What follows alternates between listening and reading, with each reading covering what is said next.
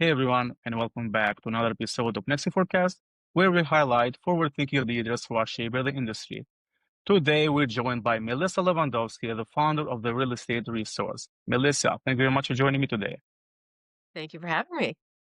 Absolutely. Melissa, can you start with a quick introduction about yourself, your journey, and how you got started in this business in the first place? Sure. So, Melissa Lewandowski, I'm the Chief Marketing Officer for my agency, which is the Real Estate Source. It is a specific agency created to support the real estate sector here in Canada.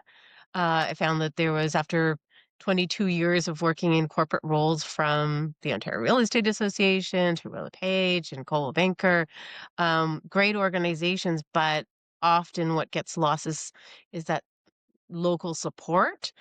So I created a agency. It's a fractional services consultancy service. So I'm the consultant and advisor. So it's half of the business, and the other half is fractional support, where depending on the circumstance, we can put together a specialized team to support local brokerages and real estate vendors. So it's not just for brokerages; it's also for real estate vendors who support the industry. Nice, awesome. And how did your early experiences, like working on different kind of, I can say, jobs, shape your approach to supporting today brokers?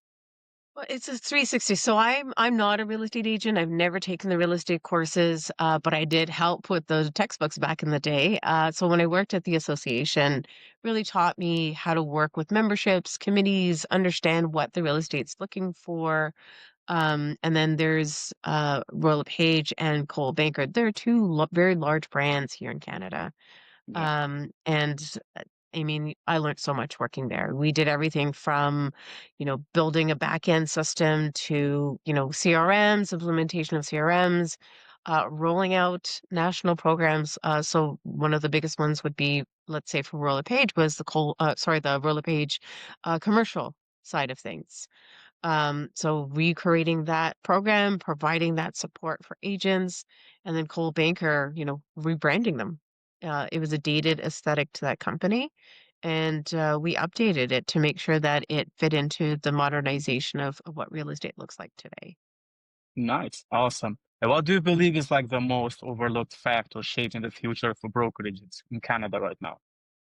Truthfully, it's organization. I think one of the biggest things that I see Okay. lacking in each brokerage is the inability to organize the back end of the business. Often there's different uh, platforms that they're using. They don't always all integrate. So I think there's a huge opportunity to build SOPs, to you know um, build a back end, a templated system that allows you to consistently ensure that you don't have errors, that you're not going and sending 15 different types of emails. You're sending one Mhm. email to a client or to one of your agents that's consistent, asking the right questions. There's Yeah. marketing teams out there. They get 20, 30 emails on one project rather than building out a form saying, what are you looking for? Okay, you need a open house flyer. Cool. On that, I need your description. I need your photos. I need this. I need that. So asking that all at once rather than having that back and forth. And it sounds so simple, but you'd be Mhm. surprised how many brokerages don't use this system. Yeah, nice. I love it. And what inspired you to launch your company as a real estate source? What was the turning point for you? It was interesting. Like, I've been in corporate for so long. I was used to working for these large companies, and we did some, again, amazing and cool things. But it was that gap where, the humanity of it all, where I'm actually working with a broker or with an owner on how do they elevate their business. And, often I would get even on the other side of things. So I'd get a partnership call saying, "Hey, Melissa, I work in, Toronto, I work in Halifax," but I would have to decline them because it wasn't a national offering. And fair. I mean, you need to be fair across the board to your different brokers and realtors. But as an individual, I would see this amazing product where I couldn't do anything to support them. Right. So I think that was a real wake up call for me personally. The last company I worked for, unfortunately, it's just the way it goes, but the company was sold, and alongside that, all of the senior leadership, including myself, exited the company. And again, that happens. It's okay. But it kind of opened my eyes to say, well, where do I want to go from here? Do I want to keep working in a corporate company, or do I want to go back to that human touch? And the draw for that was so high. So that's the Yeah. call there brought me to do what I'm doing now. Nice, inspiring. How can the industry better balance consumer protection with innovation, especially during times of rapid changes? Oh, there's a lot going on right now. So, Okay, I know you're in Kosovo and it's a little bit of a different climate, of but course. so in Canada, we have regulatory bodies in each of our provinces. And there's a bit of a hiccup happening right now in Ontario with our council. So it's called the Real Estate Council of Ontario, RICO. And there's been some really crazy situations with brokerages that have been offside, and the mismanagement or the handling of that, however you want to phrase it, it's being looked into right now. So RICO is there to protect, and not just RICO, but the councils are there to protect the consumer. And then we Sure. have associations and boards that are there to protect the agents and the brokers who practice in the industry. And there's a little bit of a disconnect right now with what's happening with RICO, which is a huge concern for all of us. There's been some government intervention now as a result. So I think at the end of the day, we are moving in the right direction towards trying to fix some of these problems. But Yeah. there is a huge disconnect with, I think there needs to be more discussion around how we manage that back end. There needs to be more discussion around how we protect consumer rights, but also discussion on how we advocate. Advocacy, I think, is probably the number one things our associations can do for the realtors across Canada. How are we advocating to ensure that we're protecting the consumer, that we're also protecting our agents, and how the brokerages are run? Because the margins in many of these brokerages are very tight. And it's hard to continue to offer all of these things and expect all of these things without any compensation. Yeah, and I also like I noticed that many Canadians see real estate as slow to evolve, I can say. What is one misconception about the industry that you would like me to correct in this case? I think, there's a couple of things. So one would be there's a lot of red tape. And when you have so much red tape, it stops innovation from happening, right? So there needs to be an increase in that in order for us to keep moving forward. I think there are a lot of people heavily involved with moving innovation forward, moving Yeah, technology forward. But if we are going to continue with all of that red tape, it's gonna stop us from moving forward, right? So, like, I worked on AI projects back in 2016. AI is so big now. Everyone's talking AI. You cannot read an article without AI being mentioned or it of being course. used. Yeah. But the reality is AI has been around for a long time. It's not new, right? It's been used in different facets. We were using it when I was with RLP to retroactively pull data. Interesting Yeah. project. We did cool things there, but there's still red tape, right? Like, and when all of that red tape keeps stopping that data from moving forward or being exposed to the consumer, it's going to be hard to move forward. So hopefully things are changing in the right direction. I know a lot of the larger groups that manage that data are trying to make some changes. So we'll see if that happens Mhm. in the next little while. Yeah. Yeah, nice. As we were talking about now the AI, as you mentioned, how do you think is like impact on the client expectation overall? This technology impact, I can say, because I've noticed like in this industry, like the biggest client I can say age is like late 60s, and it's hard for them like to fit in with the AI because it's hard for them to tell, hey, you're talking to a person, but it's a machine. So how hard was this overall, the client expectation based on your? You know what? I think that reality goes across the board, not just for agents and brokers, but also for Yeah, consumers. Are they using AI when they're doing their searches? The likelihood is probably no. So we still have to accommodate for those that are not on AI from the consumer perspective. And then you're looking at the brokerages and the agents themselves. So a lot of the broker owners tend to be older, as you said. And now we got to teach them a new trick. And that's not always easy, right? Yeah. I'm not a spring chicken either, but I'm heavily involved. I'm paying attention. I look, every day I spend 20 to 30 minutes looking at what's happening in the marketing field, what's happening in AI. So I'm abreast of what's happening in my industry.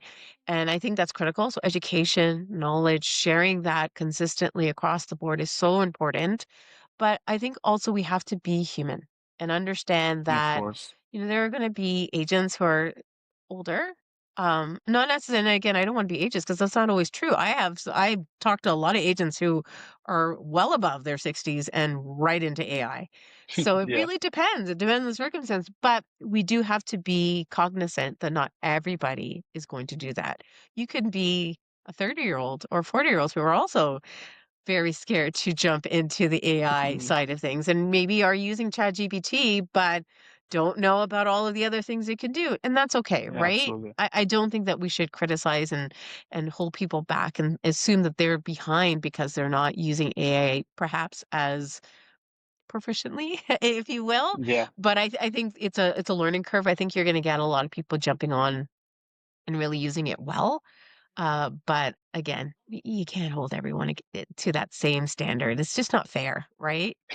Yeah, yeah, I It's fully just agree. I'm reality. just talking about like the summary, I can say the most of the people I can say are in that space, as I noticed. But yeah, also as we were talking about AI, I also think that for the founders like yourself, because you as you mentioned, you are like pretty involved, like you know your stuff, which is great.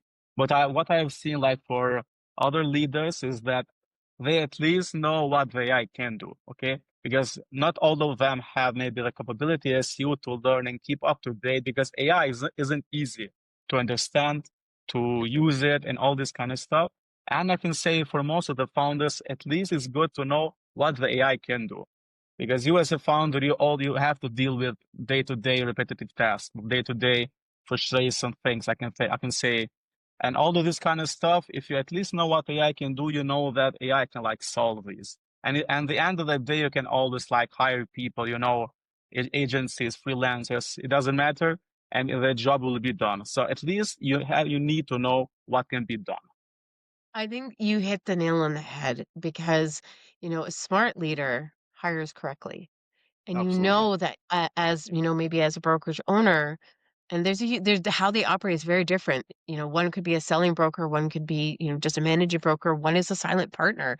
So Hmm. knowing how to hire smartly is Of probably course. one of the number one things that I would say is missed, right? Yeah.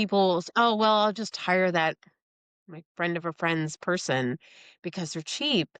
And that could end up costing your business so much money because you have not hired correctly, right? And you're not I looking agree. about the scalability and looking at how you can grow your business.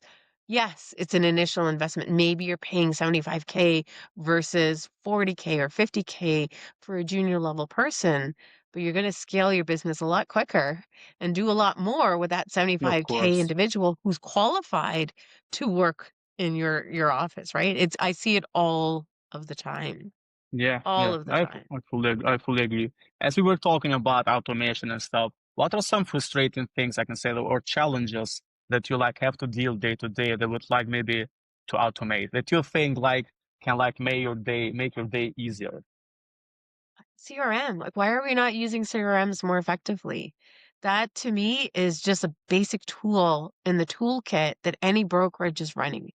And the amount of people that I see, they maybe have a CRM, but are they actually using the CRM? Are you ranking your clients or Yeah, potential like because real estate brokerages have a couple of audiences, right? So they have consumers who are buying real estate and they're, filtering those leads to their agents, but brokerages also their primary client is their agents.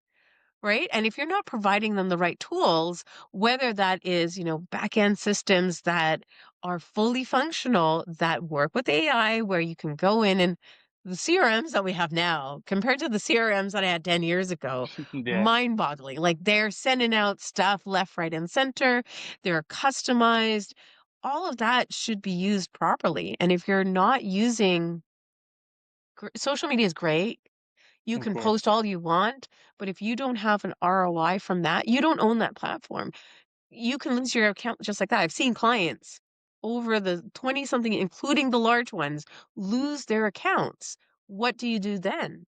But if you Yeah. have your email list, which you are curated and built into your CRM system, that is literally your gold mine. Yeah. I fully agree on this part. I think CRM, as I can state, is the crucial thing to have. And I see like a lot of founders who still use Google Sheets in today's, I can say, market, which is like sad to see that, because knowing the capabilities, what can be done, it is, I don't know, it's sad to know that, because there are a lot of advanced CRMs that can be synced with your Facebook, with your Instagram, with your website, with your phone, with your email, and everything that happens on those channels can be logged to your CRM. Let's say someone just like chat or like reached out to you through website, like that chat bot on the right that people are adding now as a chatbot. They are using that as customer support now. So you don't have maybe to hire 5 to 10 agents to stay on the customer support side. And you can like integrate like an advanced AI. The AI will stay there, will respond within seconds, will respond the right answers. So it will not mislead the customer. And also the important part is that you don't have to lose 2 hours qualifying a lead yourself, because the AI will do the part. You can set the questions in the beginning for the AI, and the AI will always like qualify the lead based on these questions. And in the end will just like, list it as a hot lead or chunk lead. So you as a leader or you as the agent, you didn't have to lose 2 hours talking with someone. And maybe in the end, you just say, I don't have the money, and you lost 2 hours. And all of these are like logged in CRM.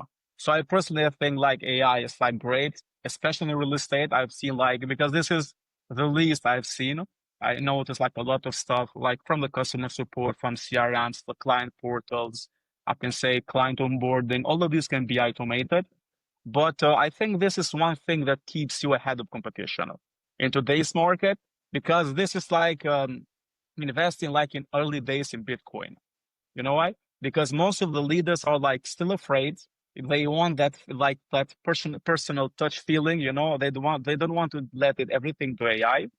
And agencies who are, confident and who invest on these will be like way above the rest, like Bitcoin.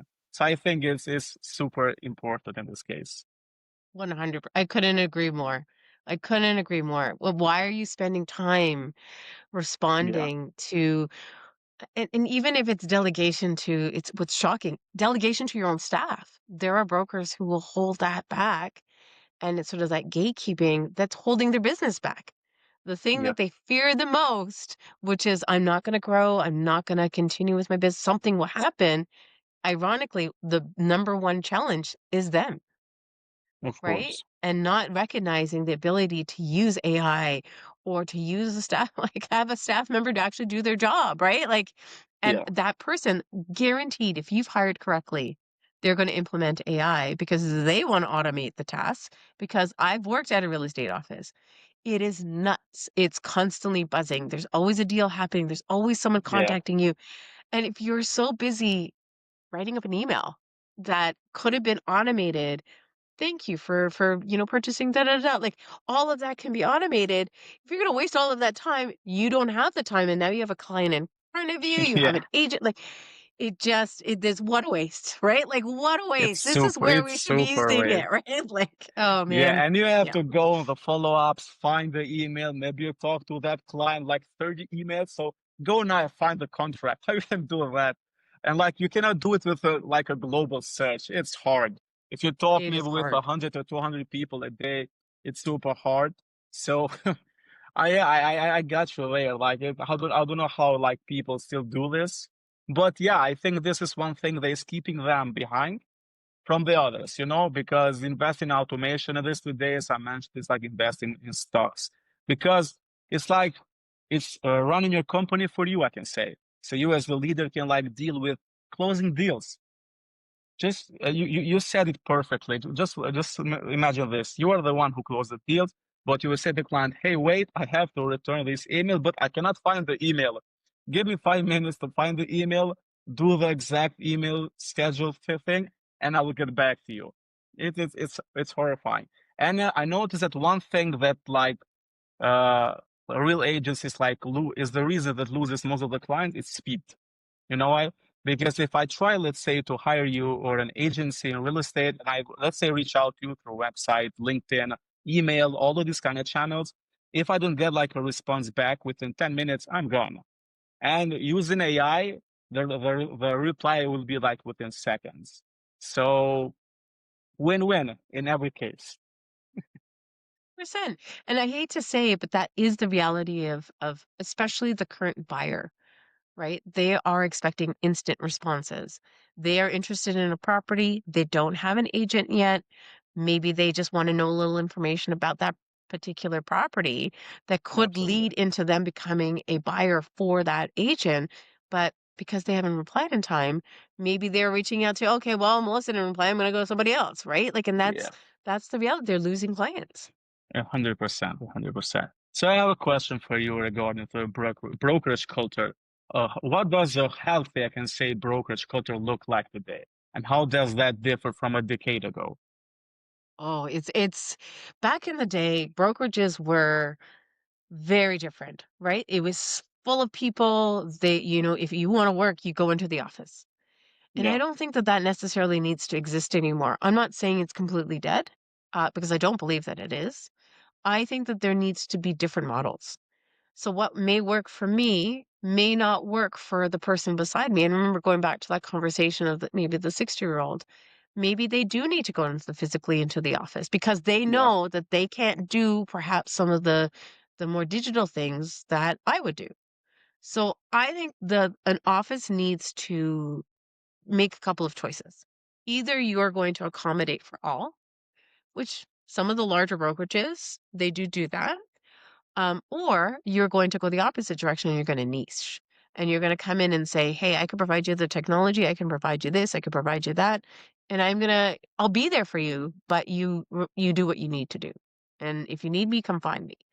I think at the end of the day, every person is different. Some people still want to go into an office and hang out. I've got a great brokerage actually around the corner, they're a client of mine, and they host events all the time, and it really keeps people together. They say, I stay for the culture. I stay because it's a lonely business if you work in real estate.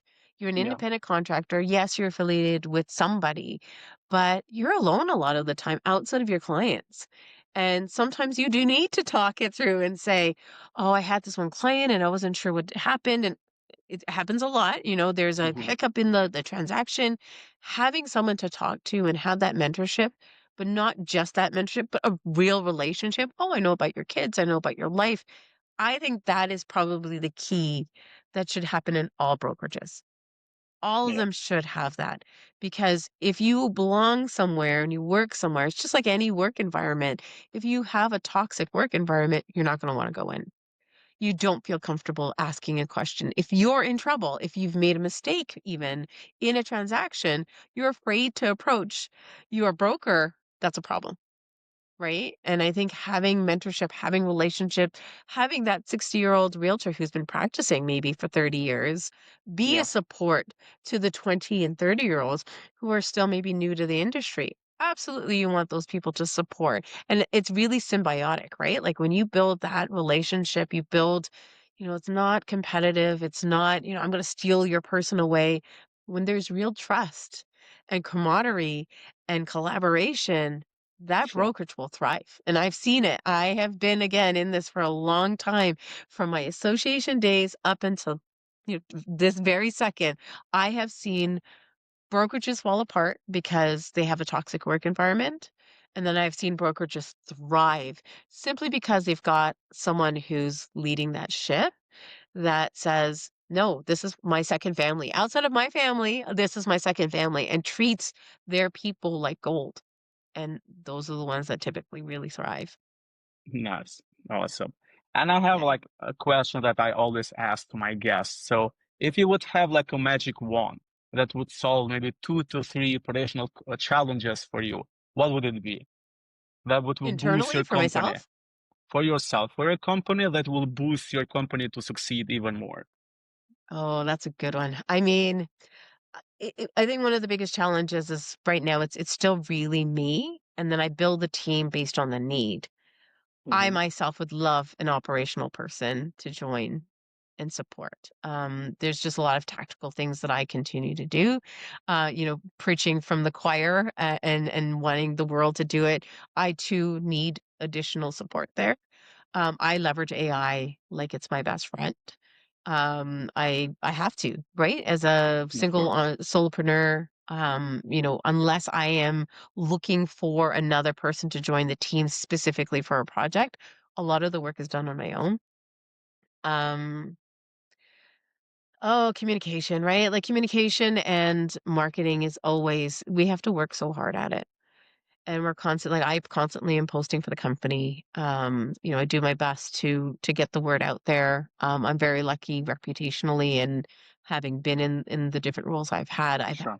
I have a lot of great connections, but it's keeping in contact with those like to communicate with them regularly is that one's a tough one. I'd love to do that to have more access, and I mean in person.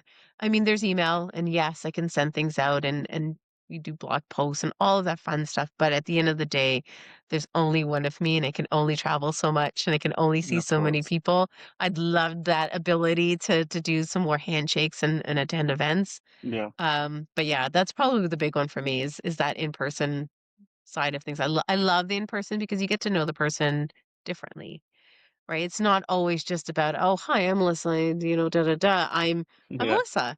How are you? Tell me about your life and how are your kids? And I'm very much that person. I like relationships. I don't just want to do business. I want to know people and get to know them and understand what their goals are. And I miss that element. I think COVID really hurt us Yeah. with that, and it's Yeah. changing. Real estate is changing back into more events organized, Yeah. but yeah, that's probably a big one. Okay, great. So, Melissa, before we wrap up, where can our listeners or maybe potential clients can reach out to you if they want to? So a few ways. LinkedIn is probably the best one.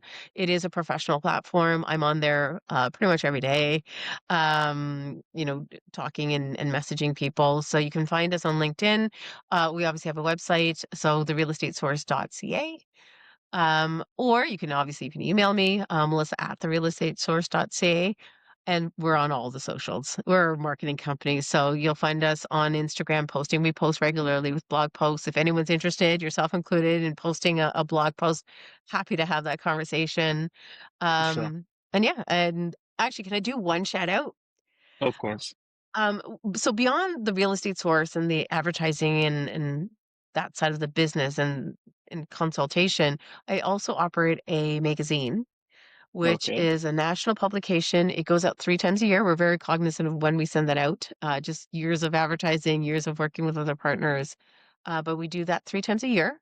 It is very, very focused on knowledge and sharing and collaboration. So I curate and I'm very particular with who I will let in to do that work. Openhousemagazine.ca is the URL where you can find the shelf of all of our previous editions. But I did want to throw that as a shout out because there's an opportunity to learn. And I don't Sure. think that necessarily, even though it's a Canadian publication, I think there's a lot of interesting information in there that could be helping anyone worldwide, Yeah. right? So I think there's a huge opportunity to continue to share that voice. There's not a lot of media in Canada around real estate, particularly unless it's paid media. Most of the articles done within the magazine is not paid. It's based on need. We have advertising, but most of it is based on need. So Of it's an course. opportunity again to really share and collaborate. So I wanted to throw that out there too. Okay, absolutely. Thank you very much. So once again, Melissa, thank you very much for being part of this conversation. And for everyone who is watching, keep growing, keep thriving, and I will see you on the next episode.